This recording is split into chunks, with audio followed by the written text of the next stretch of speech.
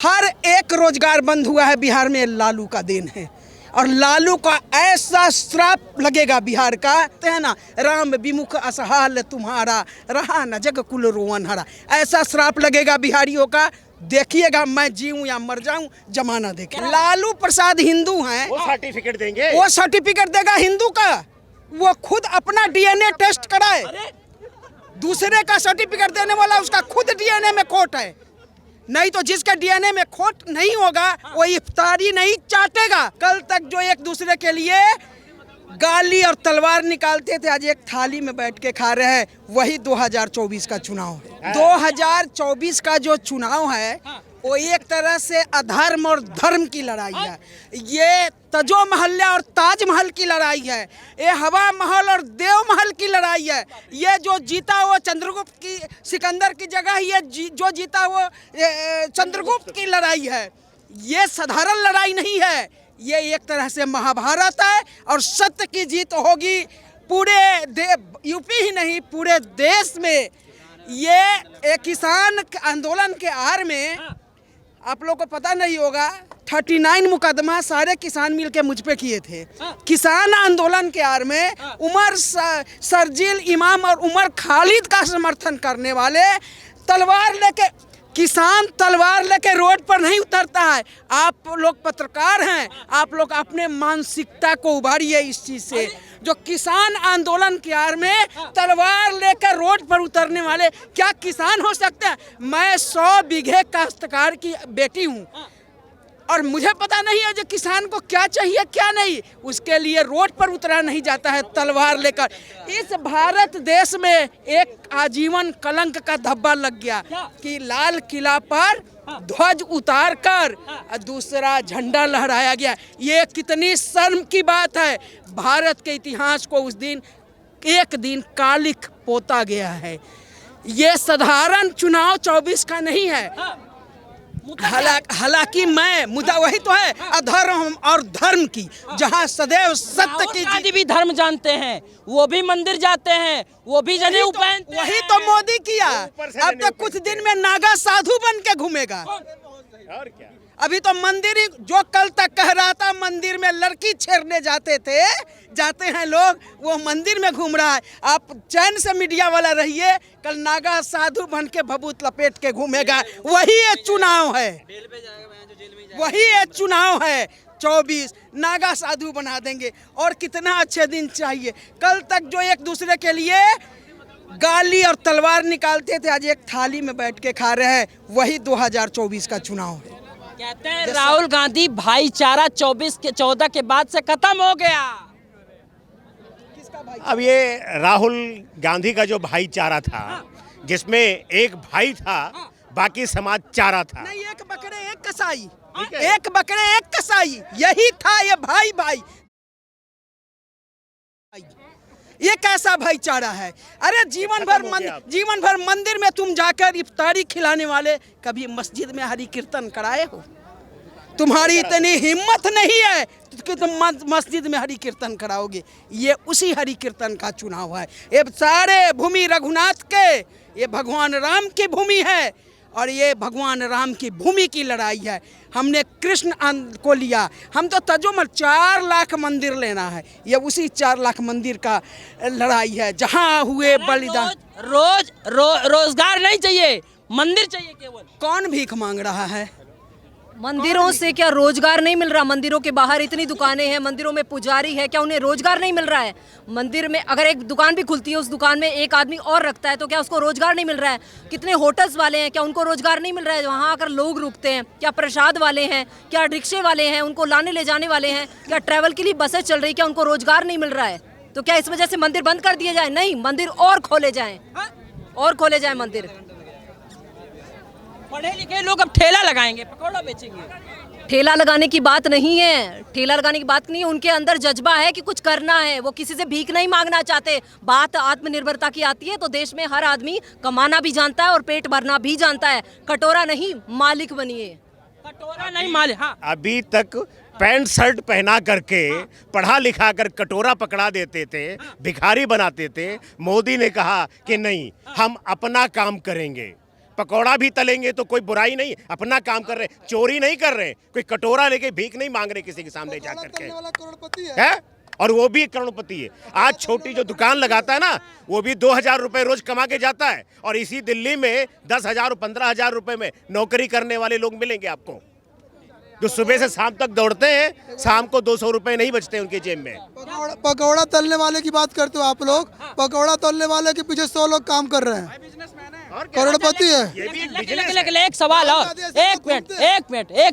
एक सवाल ये कि आखिर में 14 से लेकर के 24 तक का जो फॉर्मेट रहा, अगर इतना ही विकास हुआ तो मोदी जितने वायदे किए थे क्या पूरे हुए क्या? मुझे लगता है पत्रकार को, आप जैसे पत्रकार को ज्यादा बेरोजगारी से जूझना पड़ेगा 24 के बाद।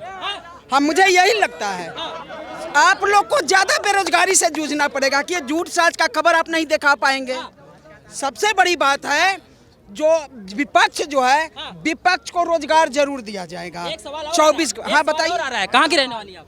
मैं तो मिथिला की भूमि की हूँ, बिहार की। गर्व से कहती हूँ मैं, लोग मुझे जानकी भी कहते हैं, और मैं मिथिला की भूमि हूँ, गर्व करती हूँ कि मैं बिहार की भूमि से। माता को मेरा भी प्रणाम है। लेकिन एक बात ये बताइए, उस प्रदेश के पूर्व मुख्यमंत्री लालू यादव कहते हैं कि मोदी हिंदू है ही नहीं। बात तो यहाँ फंसी हुई है। हाँ, बहुत लालू प्रसाद हिंदू है, लालू प्रसाद हिंदू हैं, वो सर्टिफिकेट देंगे, वो सर्टिफिकेट देगा हिंदू का। वो खुद अपना डीएनए टेस्ट कराए, दूसरे का सर्टिफिकेट देने वाला उसका खुद डीएनए में खोट है। नहीं तो जिसका डीएनए में खोट नहीं होगा वो इफ्तारी नहीं चाटेगा दरवाजे दर दरवाजे जाकर। एक वोट बैंक इतना तुष्टिकरण हम बिहार में, ठीक है, मैं जातिवाद नहीं करती हूँ, मैं सदैव हमारा सनातन एक है, हमारा चारा खा के डकार भी नहीं लेने वाला दूसरे का प्रमाण देगा जहाँ कौन हिंदू है कौन नहीं। कहते हैं बड़े वंश पिता के धर्म में, इतना चोरी किया बड़े बेटा का देख लीजिए, और देखिएगा इसने बिहार को जितना पीछे किया है, बिहारी का जो सारे अपने माँ बाप को छोड़ के पलायन पर मजबूर हुए और ये मजदूर का फैक्ट्री बनाया। हालांकि मैं नीतीश कुमार से भी बहुत ज़्यादा खुश नहीं रहती हूँ। आज मैं भी अपने सास ससुर को छोड़ के दिल्ली में रोजगार के चक्कर में हूँ, तो मुझे कितना पीड़ा है आप समझ सकते हैं। जो दिल्ली से ये लालू का जो दिन आएगा उसके परिवार समाज का आप दे रही क्या आप? तो क्या फूल बरसाएं जो बिहार को खत्म कर दिया, जंगल राज लाकर सब लोग पलायन पर पढ़े लिखे मजबूर हो गए, तो उसको क्या दुआ दें? कौन कहता है? और हम किसी को दुआ कौन देने वाला है? काल दंड गही काहू न मारा, फिर तही बुद्धि विवेक विचारा, निकट काल जही आवन साई, होई आई भरम तुम्हारी नाई। ये लालू को भरम है। इनको हम तो पहले भी गए हैं जी न्यूज से, दोबारा लालू अपना सीट बचा ले, शीश महलों में इनको न ले आएंगे, शीश महलों में इनको न ले आएंगे, आईना देखते हैं ये डर जाते हैं। अरे बात करता है जिंदा दिली की, अगर वो जिंदा था ही कब जो मर जाएगा, उसका ईमान उसका अंतरात्मा मर चुका है। धिक्कार करती हूँ, सारा चीनी मिल बंद कराया, मेरे नाना किसान होकर उस समय मारुति वाहन मेंटेन करते थे, जहाँ किसान चीनी मिल बंद होने से बिहार में कितनी बेरोजगारी आई। हर एक रोजगार बंद हुआ है बिहार में, लालू का देन है। और लालू का ऐसा श्राप लगेगा बिहार का, सदैव पीढ़ी दर पीढ़ी कहते हैं ना, राम विमुख असहाल तुम्हारा, रहा न जग कुल रोवन हरा। ऐसा श्राप लगेगा बिहारियों का, देखिएगा, मैं जीऊं या मर जाऊं जमाना देखेगा। इस बार बिहार इधर उधर नहीं जाने वाला है। इस बार लालू नाकाम, वो जानता है इस बार उसको कुछ नहीं, पब्लिक जाग चुकी है। युवा है, उसके साथ राहुल का हाथ है। हाँ किसका हाथ है? राहुल भविष्य बचा नहीं है इस देश में, खुद का भविष्य नहीं बचा हुआ है। राहुल गांधी वो बिहार में आके सत्ता बनाएगा, कभियो नहीं बना पाएगा वो बिहार में आके सत्ता। राहुल गांधी है ना, बस हिंदुत्व के बात नहीं राजनीति कर रहा है। हिंदुत्व में उसे जाति बरादरी चाहिए, हर जाति की गिनती चाहिए। बाकी मोहम्मद मुसलमानों की उसने मुस्लिमों में बोला, एक बार भी बोला कि उसमें मुझे जाति प्राति राजनीति चाहिए, मतलब बस हिंदुओं को बांटने की राजनीति कर रहा है। जगह जगह जाके आपकी जाति की गिनती करेंगे, आदिवासी की गिनती करेंगे। कभी मुसलमान में उसने बोला कि मुसलमान में गिनती करेंगे, खान कितने हैं, कि वो क्या जलाए कितने हैं। बस हिंदुत्व की बात कर रहा है, हिंदुओं को बांटने की राजनीति कर रहा है। उसके पास कोई नीति नहीं है, उसे बस हिंदू मतलब हिंदुओं का विभाजन की राजनीति है उसकी। हकलेश हुआ, तेजस्वी हुआ, और क्या बोलते हैं। जिसके पास शिक्षा ही नहीं है वो देश राज्य का विकास करेगा क्या? नहीं, तेजस्वी के पास है, न उसका एक दूसरा और लड़का है ना, उसके पास है तेज प्रताप। दो 8वीं 9वीं फेल है, वो राज्य का विकास करने के लिए चलेगा। और वो उसके कर विकास युवा है ना, तभी तो विकास कर। 9 घंटा युवा है जिसको शिक्षा ही नहीं है, जिसके पास शिक्षा ही नहीं है, वो विकास क्या कर लेगा? पहले उसको पढ़ना चाहिए, ठीक है ना, उसी तेजस्वी यादव को, ठीक है ना। और साथ में किसको लेके चल रहा है? किसको? राहुल गांधी को, जो पहले ही अरे सुनिए ना, बता रहे हैं हम, जो देश भारत जोड़ो में यात्रा करते हुए, जो भारत जोड़ो यात्रा करते हुए जो भी सीट बचा था वो भी गवा चुका, उसको लेके राज्य में जाके सत्ता बनाएगा, वो भी बिहार में। वो सपना चला गया है, अब खत्म ही होने वाला बहुत जल्दी, ठीक है ना।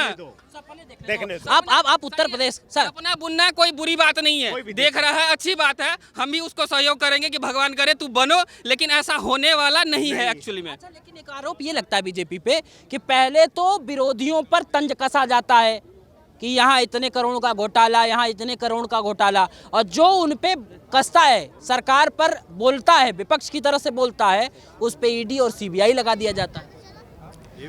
ये स्वतंत्र एजेंसियां हैं, अपना काम कर रही हैं। जिसने गलती की है उसको डर होता है, और वो डर से बचने के लिए कोई ना कोई उपाय करता है। इनमें सरकारों का कोई योगदान नहीं होता है। तुमने क्यों ऐसा गड्ढा खोद के रखा है जिसमें ईडी में फंसने का तुम्हें डर है? भाई, ईडी हमारे घर तो नहीं आ रहा है, इनके घर तो नहीं जा रहा है। जब भ्रष्टाचार करोगे तो स्वाभाविक ईडी बीडी सारे लोग आएंगे ही। इसलिए हिंदुस्तान की जनता ही फैसला कर रही है, ठीक है ना। अगर बीजेपी इतना ही भ्रष्ट होता ना तो इतने आगे से इतना अपना राज्य जो है ना वो अपना सत्ता नहीं फैला पाता, ठीक है ना। अभी जितना भी आगे बढ़ रहा है ना वो हिंदुस्तान का जनता ही कर रहा है, ठीक है ना। और आगे भी करेगा। बीजेपी सनातन धर्म को लाएगा, और ये नहीं कर रहा हूँ कि किसी भी धर्म के विरुद्ध में नहीं। पहले सनातन धर्म नहीं था ना, था लेकिन सनातन धर्म के वैल्यू ही नहीं थी कुछ भी। राम मतलब अभी आए हैं, ऐसा आरोप लगता है। अभी आए हैं, अभी जिसका आंख नहीं है ना वो देख रहा है कि राम हमेशा था। बिल्कुल भी नहीं थे, आज अभी घर में आए हैं, अभी सत्ता पे आए हैं, और बीजेपी ऐसे ही भगवा लहराता रहेगा। राम भगवान का आशीर्वाद है, ठीक है ना। और हमेशा एक ही नारा, राम ही राम गूंजेगा। यही लास्ट वचन, हर हर मोदी, घर घर मोदी।